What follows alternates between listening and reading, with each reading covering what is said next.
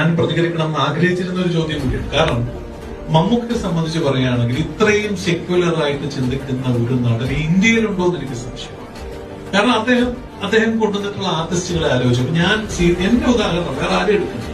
ഞാൻ സീരിയലിൽ അഭിനയിച്ചുകൊണ്ടിരുന്ന ഒരാളാണ്.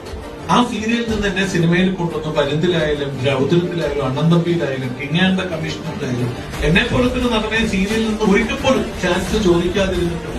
എന്നെ കൈപിടിച്ച് സിനിമയിൽ കൊണ്ടുവന്ന് എന്നെ ഒരു വില്ലൻ വേഷം ചെയ്യാൻ പറ്റുന്ന പരുവത്തിലൊരു നടനാക്കിയത് അദ്ദേഹമല്ലേ.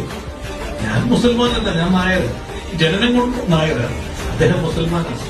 പക്ഷെ അദ്ദേഹം പിന്നെ അദ്ദേഹത്തിന്റെ ജാതിയിലോ മതത്തിലോ പെട്ട ആരെങ്കിലും കൊണ്ടുവന്നാൽ മതിയായിരുന്നല്ലോ. അദ്ദേഹം അങ്ങനെ ശ്രമിച്ചു. ഇനി അദ്ദേഹം ആ ജാതിയിലോ മതത്തിലോ പെട്ട ആരെങ്കിലും കൊണ്ട് ഇതുപോലെ എസ്റ്റാബ്ലിഷ് ആക്കിയതായി ആർക്കെങ്കിലും ക്രിറ്റിസൈസ് ചെയ്യാൻ പറ്റുമോ?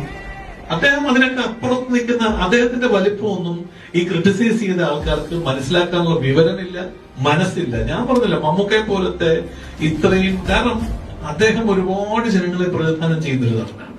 അദ്ദേഹത്തിന് അത്യാവശ്യം വിദ്യാഭ്യാസമുണ്ട്, വിവരമുണ്ട്. അദ്ദേഹത്തെ ക്രിട്ടിസൈസ് ചെയ്യാൻ ആരെങ്കിലും മുതിരുന്നുണ്ടെങ്കിൽ അവരുടെ വിവരമില്ലായ്മയായിട്ടേ കാണുന്നു.